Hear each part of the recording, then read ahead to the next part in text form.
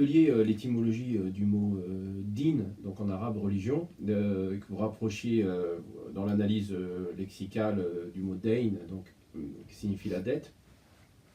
Je parlais précédemment pour faire une comparaison de l'étymologie du mot religion, donc Ouais. religere, relier l'homme à Dieu.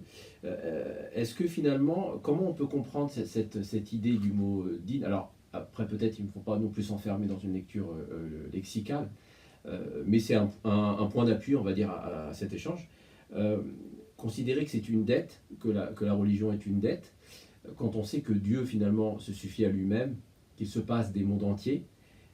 Donc sachant cela, finalement, comment peut-on comprendre cette notion de dette d'existenciation peut-être, je ne sais pas, avec l'idée que Dieu finalement se passe des humains et de l'ensemble de la création. Peut-être cela peut être lié à l'un des noms de Dieu, Shakur, le remerciant. Dieu, Jalla Jalaluhu, à partir de cette idée que vous venez d'évoquer, nous inspire d'être très sensible au service rendu. Dieu n'a pas besoin. Il est au-delà, au-dessus de tout. Mais lorsque vous décidez de vous-même de me rendre service, à mon tour, je dois être conscient du temps que vous avez consacré à ce geste. Je dois être conscient de la valeur de ce que vous faites. Et c'est ainsi pour que les uns, parce que les uns, l'être humain ne saurait vivre seul. Nous avons tous besoin des uns des autres. Et ce qui est important dans cette relation est l'intention de la personne lorsqu'elle décide de rendre service. Et éveiller la conscience de celui qui reçoit. Aujourd'hui, je suis dans un contexte qui fait de moi un récepteur, et demain, peut-être le contraire. Donc, celui qui donne, comme celui qui reçoit, sont appelés à apprécier le geste. Et quand on parle de donner, ce n'est pas seulement au sens matériel du terme. Ce que Dieu m'a donné dépasse l'imagination humaine, mais c'est d'être présent. Quand je suis présent, mais pourquoi l'islam a normé, nous a proposé des normes qui permettent à nos relations de devenir fructueuses et gagnant-gagnant. Pourquoi il nous parle? Celui qui vient doit saluer ceux qui sont assis. Ceci. C'est pour nous rappeler que la diversité ou la variété humaine est à la fois un bienfait de Dieu et pourrait être également une source de confrontation. C'est à nous, par le biais de cette présence à l'autre, qui me fait part de lui-même, qui me donne une partie. C'est le remerciement, shukr. Et d'ailleurs, des versets coraniques qui situent au même niveau Dieu comme reconnaissant et l'homme comme reconnaissant. Allah Shakur est très remerciant. Il aime de vous d'adopter cette qualité. Ça contribue à la paix sociale. Ça suscite aussi la rivalité, noble rivalité, dans le bien.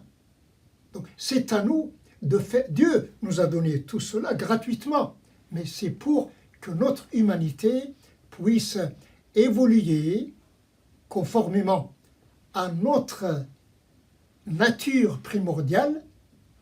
Tous ces gestes apparemment simples pourraient être la clé du passage d'une situation confrontationnelle à une situation confraternelle.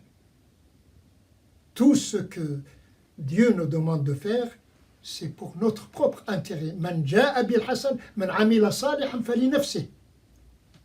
Donc nous sommes imbriqués les uns les autres, et notre devenir sur cette terre dépend essentiellement de cette ouverture au sens spatial, au sens temporel, au sens interhumain. C'est cette ouverture qui va nous permettre de nous ouvrir à l'ouverture coranique. Le Coran est ouverture par excellence.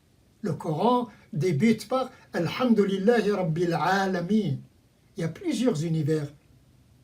Et l'univers humain s'inscrit dans l'univers spatio-temporel. Nous sommes responsables de la place où nous nous trouvons et responsables du moment que l'on vit, et responsables de tout ce qui contribue à l'édification d'un milieu spatio-temporel, spatio-humano-temporel. Vous avez parlé aussi de la beauté, de l'esthétique tout à l'heure. Voilà, vous rappeliez qu'un des noms de Dieu est Al-Jamil, donc le beau. Et vous parliez de Jamal, le chameau. Donc Chamal parce que la hauteur. Voilà, la hauteur. Voilà. Donc l'élévation. Oui, l'élévation, oui. On ne parle pas souvent, on n'entend pas souvent parler dans le discours public sur l'islam de cette notion de beau, de beauté, d'esthétique. Comment peut-on comprendre cette notion de beau dans le Coran ou dans les sources islamiques de manière générale? Est-ce qu'il s'agit d'une beauté esthétique, cosmétique, j'allais dire extérieure?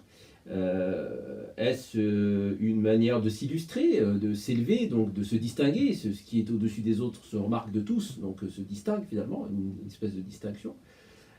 Ou est-ce une beauté intérieure? On parle de bel agir, Yahsan aussi se traduit souvent comme ça, la beauté de l'action, donc l'esthétique et l'éthique finalement, le lien entre l'esthétique et l'éthique, le bel agir.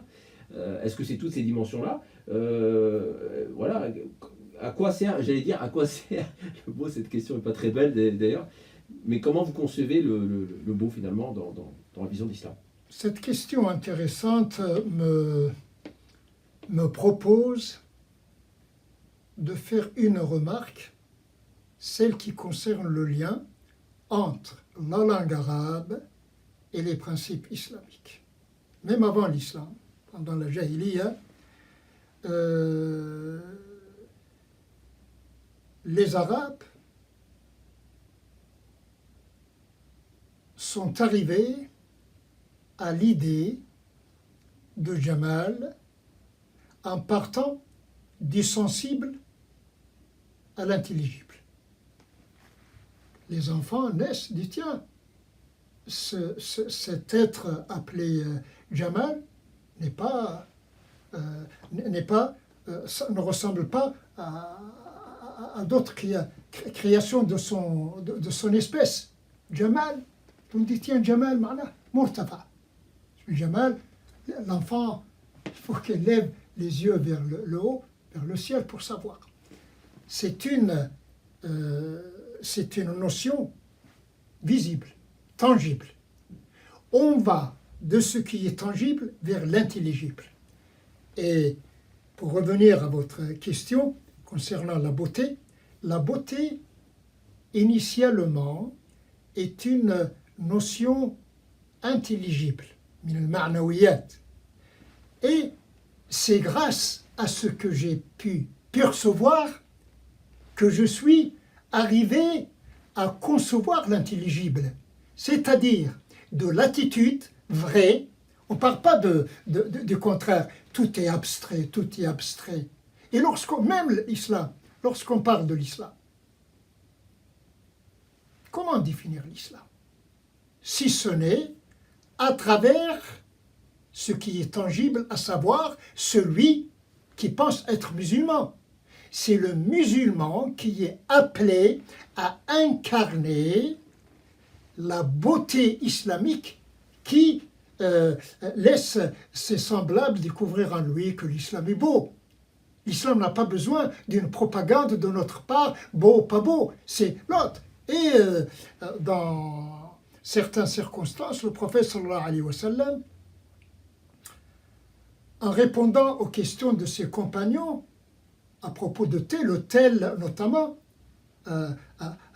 aux humains, et par exemple, au messager de Dieu, le verset qui fait l'éloge de ceux qui sont droits, qui sont généreux, expliquez-nous cela.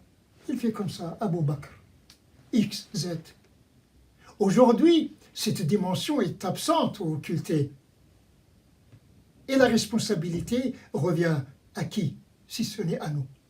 C'est ça qui nous fait penser aussi au comment aborder le Coran. Comment aborder le Coran? Dans quel but aborder le Coran? Dans un hadith authentique, le prophète dit, au jour dernier, dans l'au-delà, on vous dira, récite et élève-toi. Et en arabe, le mot qara'a et raqiya, s'élever, sont de la même racine. C'est ça, c'est la qira'a. On lit le Coran aujourd'hui partout, partout, nuit et jour. De tous les coins surgit la voix des récitateurs. Mais comment expliquons-nous ce décalage entre nos récitations qui ne déclenchent pas la joie de l'élévation? Iqra warqa, c'est le prophète qui dit cela. Al-qira'a, sinon se matérialise par l'élévation du niveau spirituel, du niveau intellectuel, le niveau relationnel, le niveau amical. Donc voici le chaînon manquant. Le chaînon manquant, c'est l'élévation, malgré notre récitation ininterrompue. Donc notre récitation n'est pas fructueuse. Bor, le mot coranique bor, traduit tout ce qui ne donne rien. La récitation, il ne s'agit pas d'un mot vide. Iqra. Et d'autres aussi, il y a une différence entre le mot qara'a signifie ramasser. Le lecteur est appelé à tisser des liens entre son intellect, la langue et ce qu'il fait. C'est qara'a jama'a. Et ainsi de suite. Le mot tala, بعث في الأميين رسولا منهم يتلو عليهم. Tilawa, on traduit par lire, la récitation. Non. Le sens essentiel, c'est suivre. Quand je lis, je fais suivre les mots. Ça, c'est le plan lecture. Mais mon comportement humain doit suivre les normes du vouloir divin.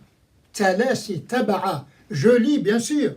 Je lis, je respecte les règles de la lecture et le maître me corrige, mais dans le comportement, dans le domaine des relations interhumaines, il est très important, voire nécessaire, de faire suivre ma belle parole d'un beau comportement.